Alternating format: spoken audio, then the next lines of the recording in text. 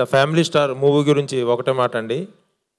ఈ సినిమా చూసిన తర్వాత విజయ్ దేవరకొండ కానీ, మృణాల్ ఠాకూర్ని కానీ, ఈ సినిమాని కానీ ప్రతి తెలుగు ఆడియన్సు, ప్రతి తెలుగు కుటుంబం కొన్ని సంవత్సరాల పాటు గుర్తుంచుకుంటుంది. ఇది ఒక మాట మాత్రం చెప్పగలను.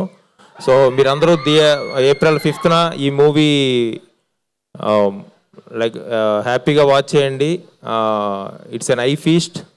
విజయ్ దేవరకొండ ద వే తన క్యారెక్టర్ ఉండేది కానీ, మృణాల్ ఠాకూర్ క్యారెక్టర్ కానీ, మ్యూజిక్ కానీ, ప్రొడక్షన్ వాల్యూస్ కానీ, విజువల్స్ కానీ, ఎమోషన్స్, ఎంటర్టైన్మెంట్ అంతా చాలా మంచిగా ఉంటాయి. So see you soon again. Thank you very much.